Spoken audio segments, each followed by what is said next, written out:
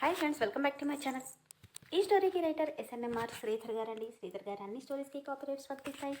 ఆయన పర్మిషన్ లేకుండా యూట్యూబ్లోనే కాదు మరే ఇతర సోషల్ మీడియా నెట్వర్క్లో కూడా ఆయన స్టోరీస్ని అప్లోడ్ చేయడానికి వీల్లేదు. దయచేసి అలా చేయకండి ఫ్రెండ్స్. అలా చేస్తే లీగల్గా చాలా ప్రాబ్లమ్స్ ఫేస్ చేయాల్సి వస్తుంది. అలానే ఈ స్టోరీస్ చదువుతున్న వాళ్ళైనా వింటున్న వాళ్ళైనా మీరు మరే ఛానల్లోనైనా శ్రీధర్ గారి స్టోరీస్ని చూసినట్లయితే వెంటనే నాకు కామెంట్ బాక్స్లో మెసేజ్ చేయండి. నేను రైటర్ గారికి ఇన్ఫామ్ చేస్తాను. ఇక లేట్ చేయకుండా వీడియోలోకి వెళ్ళిపోదాం ఫ్రెండ్స్. ఎస్ఎన్ఎంఆర్ శ్రీధర్ గారు రాసినటువంటి కలలా కరిగిన నీకైన అన్వేషణ 83వ భాగం. వల్లి మాటలకి ఎలా రియాక్ట్ అవ్వాలో తెలియక అలానే నిలబడిపోయింది సిరి. ఇంతలో మా అంటూ బాబు ముఖం మీద తడుముతుంటే స్పృహలోకి వచ్చి కళ్ళు తుడుచుకొని, ఏమ్మా ఆకలిస్తుందా, పద నీకేమైనా పెడతాను అంటూ తీసుకెళ్ళింది. హాయ్ బావా, వచ్చేసావా? నీకోసం ఈరోజు స్పెషల్ రెసిపీ చేశాను. అలాగా, ఒక 5 minutes వచ్చేస్తాను అని పైకి వెళ్తున్న సూర్య, సిరియది తను ఎలా ఉంది తనకి అని అడిగాడు. బాగానే ఉందిలే బావా, నువ్వు త్వరగా పద, ఫ్రెష్ అయ్యిరా, ఐఎమ్ వెయిటింగ్. తనెక్కడా?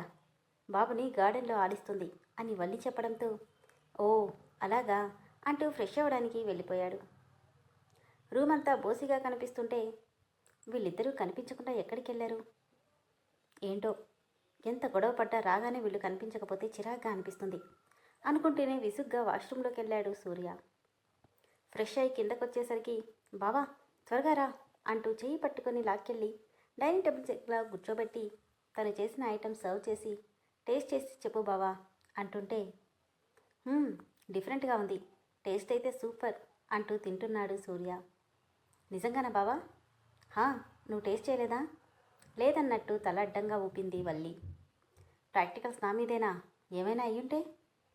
పో బావా, నేనేదో నీకు ఫస్ట్ పెట్టాలని ఆశపడితే అంటూ ముఖం మార్చుకుంది వల్లి. సారీ, ఇదిగో తిను అంటూ స్పూన్తో నోటికి అందిస్తుంటే, థ్యాంక్ యూ బావా అంటూ నోట్లో పెట్టుకుంది. నిన్ను చేసుకునేవాడు చాలా లక్కీ వల్లి, నీ ఫుడ్ తిని బతికేస్తాడు. అయితే ఎవరో ఎందుకు, నువ్వే చేసుకో అనగానే ఆమె తల మీద మొట్టి, జరిగే పనులు చెప్పవే. అబ్బా ఊరికే అన్నాలే బావా అంటుంటే, ఇదిగో తిను, మొత్తం నాకే పెడితే ఎలా, నువ్వు తిను అంటూ తను సూర్యకి స్పూన్తో పెడుతోంది. అప్పుడే బాబుని తీసుకుని సిరి లోపలికి వచ్చింది. నవ్వుతూ తినిపించుకుంటున్న వాళ్ళిద్దరినీ కన్నీళ్లతో చూస్తూ, భర్త అంటే ప్రేమగా ఆకలి తీర్చాలి కానీ నీలా ఉప్పు కారాలు కలిపి పెట్టకూడదు అని వల్లి అన్న మాటలు వినిపిస్తుంటే నవ్వుతూ తల తిప్పిన సూర్య సిరిని చూసి, సిరి అంటూ దగ్గరికి వచ్చి బాబునెత్తుకున్నాడు. ఇప్పుడు ఎలా ఉంది, ఓకేనా అంటూ నుదుటి మీద చెయ్యేసి అడుగుతుంటే, హా అని మాత్రమే అంది. మరి డల్గా ఉన్నావేంటి? ఏం లేదు. సరే, ఆల్రెడీ లేట్ అయింది, పద భోంచేద్దాం. నాకొద్దు సూర్య, తినాలని లేదు. ప్రేమగా ఆమె చెంపల మీద తడుతూ, వద్దంటే ఎలామ్మా, ఫీవర్ వచ్చిందిగా, నోరు టేస్ట్ తెలీదు, కానీ తినాలి, పద అంటూ బలవంతంగా కూర్చోబెట్టి బాబుని తన ఒళ్ళో పెట్టుకుని, తినుసిరి అంటూ నోట్లో పెట్టబోతుంటే, అక్క తింటుందిలే బావా, ఫస్ట్ నువ్వు తిను అంది వల్లి. పర్వాలేదులే, వద్దులే సూర్య, నేను తింటానులే, నాకిప్పుడు బాగానే ఉంది. సరే తిను అని, శిశిర్ ఆమె తిన్నావా నాన్నా? ఓ తిన్నాడు బావా, వాడికి ఈరోజు నేనే పెట్టాను, ఎంత బాగా తిన్నాడో. అక్క దగ్గర ఎలా ఉంటాడో నా దగ్గర కూడా అలానే ఉంటున్నాడు అంటూ సిరివైపు కేర్లెస్గా చూస్తుంది వల్లి. వీళ్ళని పెద్దగా గమనించని సూర్య, అలాగా అంటూ బాబుకి కొద్ది కొద్దిగా తినిపిస్తూనే తను తింటున్నాడు. బావా ఇది వేసుకో, నీకు చాలా ఇష్టం కదా అంటూ వల్లి కొసరి కొసరి వడ్డిస్తుంటే నవ్వుతూ భోంచేస్తున్న సూర్య వైపు చూసి ఫాస్ట్గా 2 ముద్దలు తినేసి వెళ్ళిపోయింది సిరి. సిరి సిరి అంటున్నా తను పలక్కుండా వెళ్ళడంతో, ఏమైంది, తనకి నువ్వేమన్నా అన్నావా? అయ్యో నేనేమంటాను బావా, అయినా మీ ఆవిడ ఎప్పుడు ఇంతేగా, ఇప్పుడు ఏమైనా నువ్వు కొత్తగా చూస్తున్నావా, భోంచేయి అంటూ ప్రేమగా సర్వ్ చేసింది. సూర్య ల్యాప్టాప్ చూసుకుంటూనే బుల్లోనే నిద్రపోయాడు బాబు. వాడిని ఎత్తుకొని వల్లికి గుడ్ నైట్ చెప్పి రూమ్లోకి రాగానే బెడ్ లైట్ కూడా వేసుకోకుండా బెడ్కి ఒక చివర పడుకోనుంది సిరి. లైట్ ఆన్ చేసి బాబుని ఉయ్యాల్లో వేసి తన పక్కనే వచ్చి పడుకున్నాడు. వెనక్కి నుండి తనని హత్తుకుంటూ, ఏమైందిరా, ఎందుకలా ఉన్నావు? ఏం లేదు, బాగానే ఉన్నాను. కాస్త నీరసం తగ్గలేదు అంతే అంది. ఓ, అంతేనా? నేనింకా ఏమైందో అనుకున్నాను. నీతో ఒక ముఖ్యమైన విషయం చెప్పాలి సిరి అని సూర్య అంటుంటే కళ్ళల్లో వస్తున్న కన్నీటికి ఆనకట్ట వేయలేక, నాకు నిద్ర వస్తుంది సూర్య, పడుకుంటాను. అసలే హెల్త్ బాగాలేదనుకుని, సరే రేపు చూద్దాంలే, నిద్రపో అని తన వీపు మీద ముద్దు పెట్టి పడుకున్నాడు. సూర్య పూర్తిగా నిద్రపోయిన తర్వాత తనని చుట్టుకొనున్న అతని చేతిని తన చేతిలోకి తీసుకుని పెదవుల కానించుకుంది సిరి. ఏదో కేసు గురించి స్టడీ చేస్తున్న షాలుకి పిల్లాడి ఏడుపు వినిపించడంతో తల తిప్పి చూసేసరికి బాబునెత్తుకొని కనిపించింది సిరి. అరే సిరి అంటూ సంతోషంగా తన దగ్గరికి వచ్చి బాబునెత్తుకుంటూ, ఎలా ఉన్నావే? నవ్వి సోఫాలో కూర్చుంది. ఏమైంది, అలా ఉన్నావేంటి? బానే ఉన్నాను. ఏది, నన్ను చూసి చెప్పమాట అనగానే తన కళ్ళల్లోకి చూసి షాలు అని ఏడుస్తూ ఆమెను గట్టిగా కరుచుకుపోయింది. ఏమైంది సిరి, ఎందుకు ఏడుస్తున్నావు? సూర్య ఏమైనా అన్నాడా? లేదు. మరి ఇంకేంటి? ఉందిగా రాక్షసి వల్లి, అదే అంది. ఏమంది?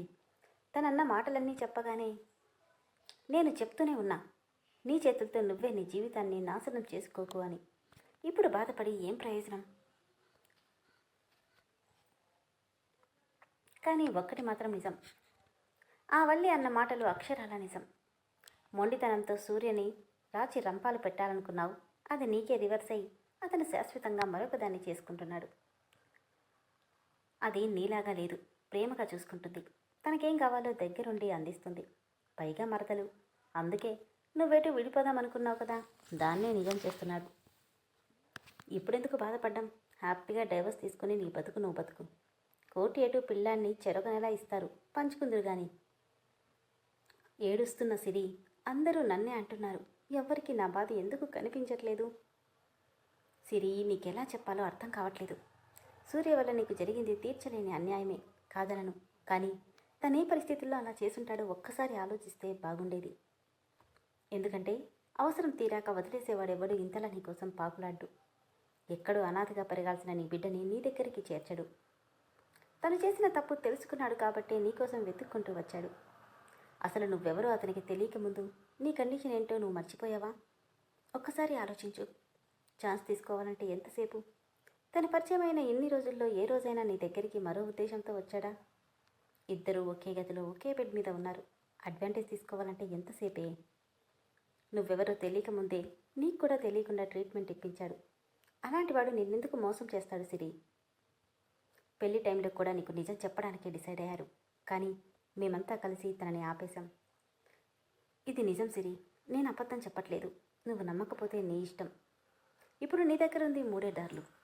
ఒకటి, తను చెప్పింది విని నీకు నచ్చిన డెసిషన్ తీసుకోవడం. 2, ఆ 2 ఏళ్ళు నీ జీవితంలో లేదనుకుని హ్యాపీగా అతనితో మూవ్ ఆన్ అవ్వడం.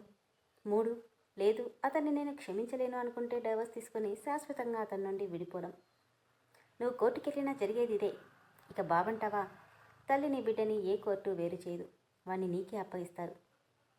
కానీ సిరి, ఒక్కటి చెప్పు, సూర్య వల్లినో మరో అమ్మాయినో పెళ్లి చేసుకుంటే నువ్వు చూస్తూ ఊరుకోగలవా అనగానే కళ్ళ ముందు పెళ్లి చేసుకుని సంతోషంగా ఉన్న సూర్య వల్లి కనిపించారు. ఉండనన్నట్టు తల అడ్డంగా ఊపుతుంటే, పోనీ నువ్వు విడాకులు తీసుకున్నాక నీ బాబుకి తండ్రి ఉండడు, తండ్రి ప్రేమ వాడికొద్దా? సూర్యకి బాబంటే ఎంత ఇష్టమో తెలిసి కళ్ళల్లో కన్నీళ్ళు వస్తుంటే, లేదు, బాబుకి వాళ్ళ డాడీ అంటే చాలా ఇష్టం కదా. మరి ఆలోచించు, కలిసి ఉండడమా విడిపోవడమా? ఏదో ఒకటి. ఈ ముసుగులో గుద్దులాట ఇంకొద్దు. కలిసి ఉండు అని కూడా నేను చెప్పను, because you are not a kid. నీకేం కావాలో నీకు తెలుసు అంటుంటే, నేను ఇక వెళ్తాను అని చెప్పి బయలుదేరింది సిరి. విల్లా బయట తను సీక్రెట్గా పెట్టిన కెమెరా చిప్ తీసుకొని ఆఫీస్కి వచ్చాడు సూర్య. గుడ్ మార్నింగ్ రా అంటూ ఎదురొచ్చారు విక్కీ, కిరణ్లు. రేయ్, మీరెప్పుడు వచ్చారు? పొద్దున ల్యాండ్ అయ్యాం బావా. అనుప్రియ ఏరి? వాళ్ళు కేసు అప్పగించి కొంచెం అర్జెంట్ పనుంటే వచ్చాం. అలాగా అంటూ చైర్లో కూర్చొని తన జేబులో ఉన్న చిప్ తీసి ల్యాప్టాప్కి కనెక్ట్ చేస్తుంటే, ఏంట్రా ఇది? ఏం లేదురా, ఈ మధ్య ఎందుకో ఎవరో నన్ను ఇంటిని బాగా అబ్జర్వ్ చేస్తున్నట్టు అనిపిస్తుంది. అందుకే ఎవరికీ తెలియకుండా కెమెరా పెట్టాను. ఈరోజు చెక్ చేద్దామని తీసుకొచ్చాను. అవునా? అంటూ తన పక్కనే నిలబడి క్యూరియాసిటీగా చూస్తున్నారు ఇద్దరు. ఇదే టైంకి గుడికొచ్చిన సిరికి మనసంతా ఏదో తెలియని గందరగోళంగా ఉంటే అలానే మెట్ల మీద కూర్చుంది. లేదు, సూర్యని నేను దూరం చేసుకోలేను. నా సూర్య నాకు కావాలి. మా మధ్య ఏం జరిగిందో తెలుసుకోవడం కూడా నాకు ఇష్టం లేదు. దాన్ని ఒక కలలా మర్చిపోతాను. అంతేకాని రివెంజ్ అంటూ ఇంకే విధంగానూ తనని ఇబ్బంది పెట్టను. ఇప్పుడు రియలైజ్ అవ్వకపోతే సూర్య నాకు నిజంగానే దూరం అయిపోతాడు. తను లేకపోతే నేను ఉండలేను. ఒకవేళ తను ఒప్పుకోకపోతే అంతేకాని నేను నా సూర్యకి మధ్య మూడో మనిషిని వచ్చే అవకాశాన్ని రానివ్వను. ముందు సూర్యతో మాట్లాడాలి అని ఏడుస్తూ ఫోన్ తీసుకుని సూర్యకి కాల్ చేయబోతుంటే అప్పుడే తన ఫోన్ రింగ్ అయ్యింది. విసుగ్గా లిఫ్ట్ చేసి హలో అనగానే హలో సిరి అని వినిపించింది సలీం వాయిస్. ఎవరు? నేనే సిరి, నీ మేలు కోరేవాణ్ణి. ఏయ్, పిచ్చి పిచ్చిగా ఉందా? ముందు నువ్వెవరో చెప్పు. అప్పుడే మర్చిపోయావా? నేను తెలియకపోయినా నా గొంతైనా గుర్తుపడతావనుకున్నా అని గట్టిగా నవ్వుతుంటే ఆ నవ్వు గుర్తుపట్టి నువ్వే కదా నా పెళ్లి రోజు నాకు ఫోన్ చేసి సూర్య గురించి చెప్పింది నువ్వేగా అని అడిగింది. శభాష్, బానే గుర్తుపట్టావు. కానీ చిన్న మిస్టేక్. పెళ్లి రోజు కాదు, శోభనం రోజు అని నవ్వుతుంటే ఛీ నోర్మి, నీ వల్లే ఈ 3 నెలలు నేను బాధపడి నా సూర్యని బాధ పెట్టాను. ఇంకోసారి నాకు ఫోన్ చేస్తావంటే చంపేస్తాను అని పెట్టయిపోతుంటే ఆగు సిరి, ఈరోజు నీకు ముఖ్యమైన విషయం చెప్పాలని ఫోన్ చేశాను. వినకుండానే పెట్టేస్తావా? ఏం అక్కర్లేదు, నువ్వేం చెప్తావో నాకు తెలుసు. తెలుసా? ఏం తెలుసు? ఏముంది, నీకు సూర్యకి ఏదో గొడవలు ఉన్నట్టున్నాయి. దాంతో మా మధ్య గొడవలు పెట్టి మాకు మనశ్శాంతి లేకుండా చేద్దామనుకుంటున్నావు. కాదు సిరి, యువర్ మిస్టేకెన్. నేను చెప్పాలనుకుంది మీ మధ్య ఆ 2 ఏళ్ల క్రితం ఏం జరిగింది అనేది. అక్కర్లేదు, నేను దాన్ని పూర్తిగా మర్చిపోవాలనుకుంటున్నాను. నువ్వు చెప్పాల్సిన అవసరం లేదంటూ ఫోన్ పెట్టేస్తుంటే ఆగు సిరి, ఏం జరిగిందో వద్దులే, కనీసం ఎవరు చేశారో అయినా తెలుసుకోవా? ఏంటి, ఏమంటున్నావు? అవును సిరి, 2 ఏళ్ల క్రితం సూర్య నేను రేప్ చేసింది నిజం. కానీ తను అలా చేయడానికి కారణం ఎవరో తెలుసా? ఎవరు? గట్టిగా నవ్వుతూ ఇంకెవరు, ది గ్రేట్ దుబాయ్ షేర్, నేనే అనగానే షాక్గా ఏంటి నువ్వా అని ఆశ్చర్యపోయింది సిరి. ఇదే టైంకి సిస్టమ్ ముందు కెమెరా ముందు కూర్చున్న సూర్య వాళ్ళకి ఎవ్వరూ ఎక్కడా కనిపించలేదు. నీది ఓన్లీ డౌట్ ఏమో సూర్య, ఇక్కడెవరూ లేరు అన్నాడు కిరణ్. నాకు అదే అనిపిస్తుందిరా అంటూ ఆఫ్ చేయబోతుంటే అప్పుడే అక్కడికి ఎవరో వచ్చి సెక్యూరిటీ వాళ్ళని ఏదో అడ్రస్ అడుగుతుండడం చూసి వీడియో జూమ్ చేశాడు. ఫేస్ సరిగా కనిపించకపోవడంతో సూర్య, ఎవరు అడ్రస్ అడుగుతున్నారు సూర్య అని విక్కీ అంటే సూర్య మాత్రం వాడి ఫేస్ క్లియర్గా వచ్చే వరకు అన్ని యాంగిల్స్లో జూమ్ చేయడంతో ఒక్కసారిగా వాడి ఫేస్ క్లియర్గా కనిపించగానే షాక్ అయి కూర్చున్నవాడల్లా ఒక్కసారిగా లేచి నిలబడ్డాడు. విక్కీ కిరణ్ ఇద్దరూ ఒకేసారి ఓ గాడ్, వీడా అంటూ షాక్ అయ్యారు. ముగ్గురికి 2 ఏళ్ల క్రితం గోవాలో జరిగిన సంఘటన కళ్ళ ముందు రీల్గా తిరుగుతుంటే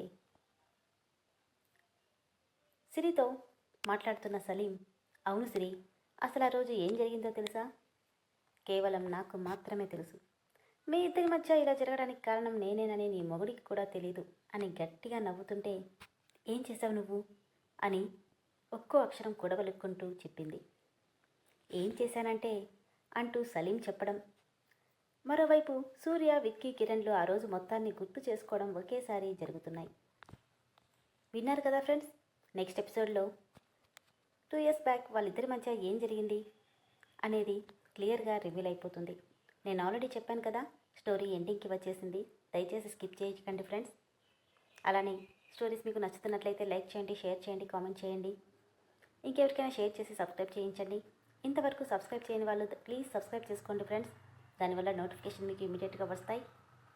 అదేవిధంగా శ్రీధర్ గారి స్టోరీస్ కేవలం ఆయన ఛానల్లో మాత్రమే ఉంటాయండి. ఇంకే ఛానల్కి కూడా ఆయన పర్మిషన్ ఇవ్వలేదు. మీరు మరే ఛానల్లోనైనా ఆయన స్టోరీస్ని చూస్తే వెంటనే నాకు మెసేజ్ చేయండి. Thank you.